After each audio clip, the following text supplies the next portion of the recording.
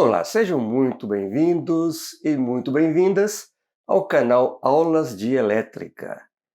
Eu sou o professor Nasson Alcântara e este é o canal que gera conteúdos para estudantes de engenharia, engenheiros, professores e interessados em geral. Esta é mais uma aula para a playlist acadêmica Análise de Fourier. Na verdade, esta é uma nova versão da primeira aula sobre o assunto transformada de Fourier. Eu já havia publicado uma aula sobre transformada de Fourier, mas eu percebi um probleminha na metade final da aula, por isso eu estou gravando novamente esta primeira aula sobre transformada de Fourier. A novidade é que a partir de agora eu vou integrar um pouco as minhas atividades. Então estou gravando essa aula sob o patrocínio da minha empresa Baisan Energia Solar Fotovoltaica. Esta é a minha empresa, onde eu atuo como engenheiro, e este canal é para que eu continue tendo contatos com a comunidade acadêmica. Como eu já falei várias vezes, fui professor de uma importante universidade pública brasileira por mais de 36 anos. Estou aposentado como docente, mas continuo atuando como engenheiro. Então estou integrando um pouco as minhas atividades, ok? Ok, então como eu disse, esta é a primeira aula, novamente a primeira aula sobre transformada de Fourier. Mas vamos começar revisando um pouquinho do que nós vimos sobre séries de Fourier. Então a série de Fourier é uma ferramenta matemática muito útil para analisar sinais periódicos no tempo. Esta é a condição sine qua non para que série de Fourier possa ser utilizada. O sinal deve ser periódico no tempo, se repetir em intervalos, período e período. Então, posso expressar genericamente um sinal x de t, ou uma função x de t vai ser igual a x de t mais t maiúsculo, onde t é o período. T é uma variável, então x de t, o mesmo valor aqui nesta variável, mais um período t maiúsculo, um valor fixo, eu tenho então um sinal periódico no tempo. A série de Fourier, então, ela pode ser expressa na forma exponencial, basicamente por essas duas expressões. X de t, o nosso sinal, é igual a um somatório, ou uma somatória, n variando de menos infinito a mais infinito, de um coeficiente a índice n que multiplica uma exponencial e elevado a j 2πn f0t. E estes coeficientes, então, a índice n, também são calculados assim.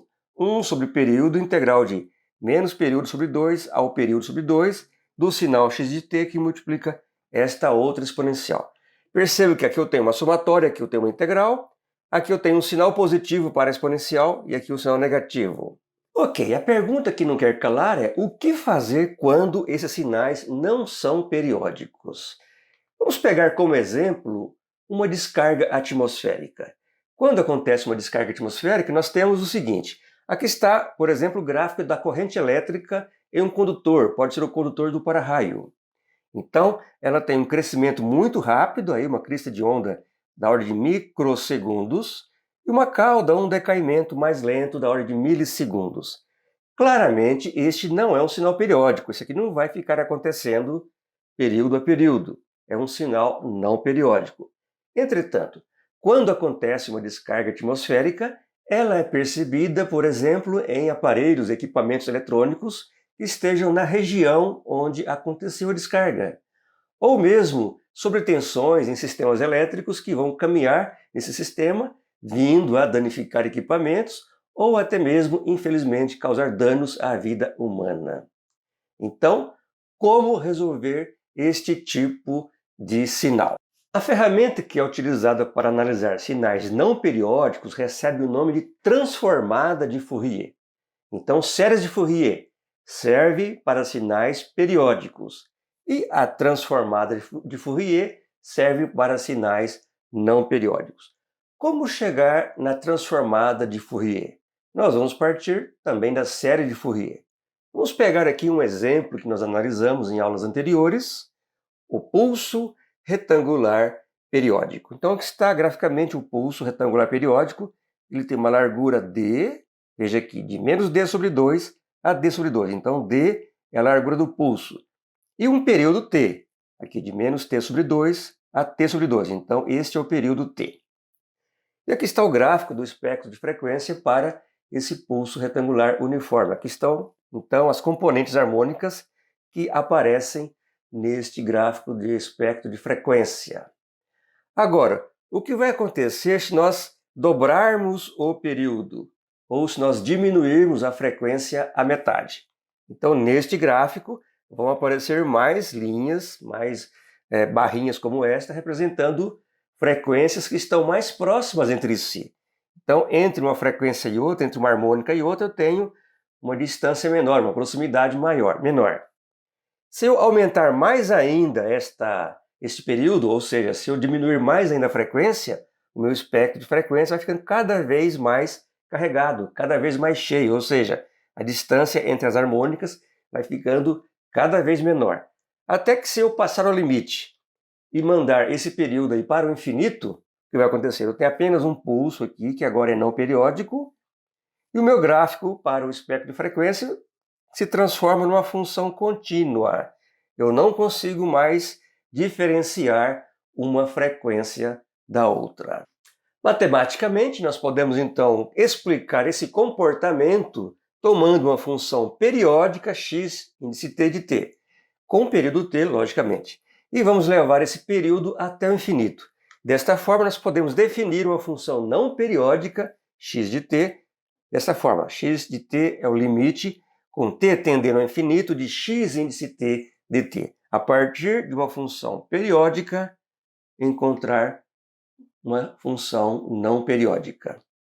Então, veja bem, como x índice t é uma função periódica, então eu posso expressá-lo na forma exponencial da série de Fourier.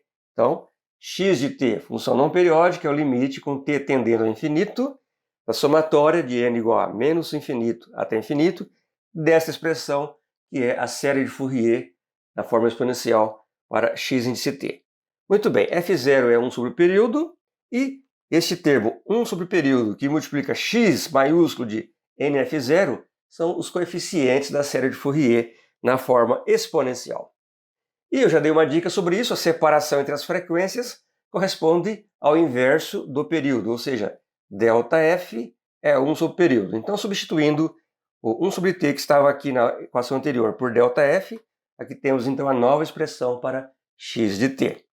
E os coeficientes da série de Fourier, a índice n, eles vão se transformar em uma função contínua x de f. Então aqui eu tinha coeficiente, a índice n, discretos, dependendo de n igual a 1, 2, 3, 4, etc. Ou zero também. Aqui eu tenho uma função contínua de x de f, ou seja, não consigo diferenciar uma função, uma frequência da outra. Esta função ela tem um nome, é a densidade espectral de frequências de x de t.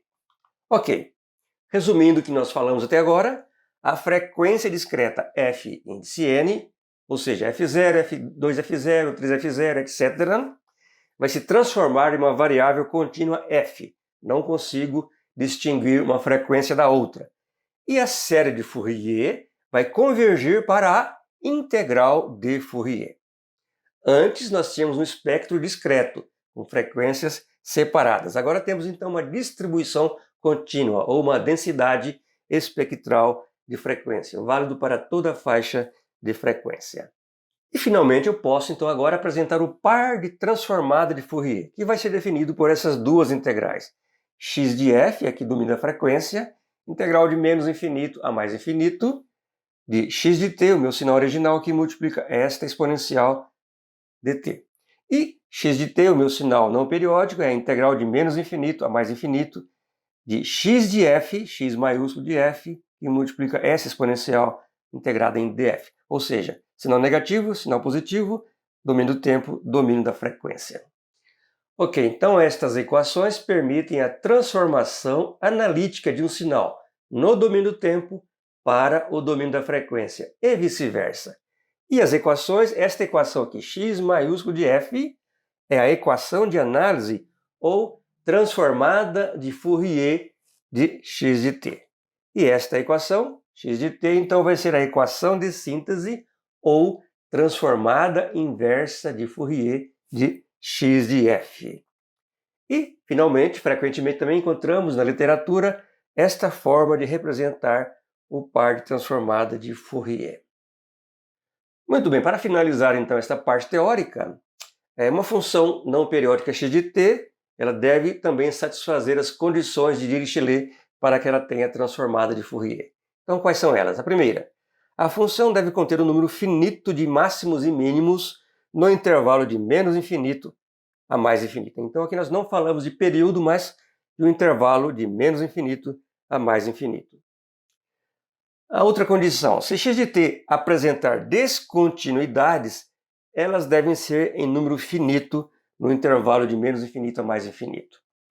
Terceiro, esta função deve ser absolutamente integrável no período de menos infinito a mais infinito. Então essas são as condições de Dirichlet que também precisam ser obedecidas para que uma função não periódica tenha a sua transformada de Fourier. E, finalmente, vamos ao exemplo desta aula. Determine a transformada de Fourier do pulso retangular que é mostrado abaixo. Então aqui está a expressão, o pulso P de t é um pulso retangular que vale 1 para módulo de t menor ou igual a t sobre 2 e vale 0 para módulo de t maior do que t sobre 2. Lembrando que isso aqui não é período, isso aqui é um intervalo de tempo, onde eu tenho definido, então, pulso retangular uniforme diferente de 0. Ok, então, a transformada de Fourier vai ser P de f, integral de menos infinito a mais infinito, a expressãozinha aqui P de t que multiplica a exponencial.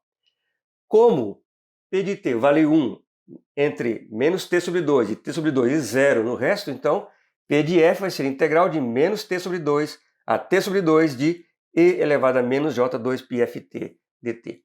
Esta é uma integral muito simples, está aqui a sua solução. Então essa expressão P de f é 1 sobre j2πf que multiplica e elevado a jπft menos e elevado a menos jπft. Nós conseguimos então enxergar aqui a expressão do seno. Então, P de f é 1 sobre π vezes f que multiplica seno de πft. Multiplicando e dividindo por t, então eu tenho aqui a função sinc. P de f então vai ser t que multiplica sinc de ft. Ok, chegamos então ao final desta aula. Muito obrigado pela sua atenção. Eu espero que ela tenha sido útil para você. Continue nos prestigiando. Na próxima aula continuaremos a falar sobre a transformada de Fourier. Um grande abraço e até lá.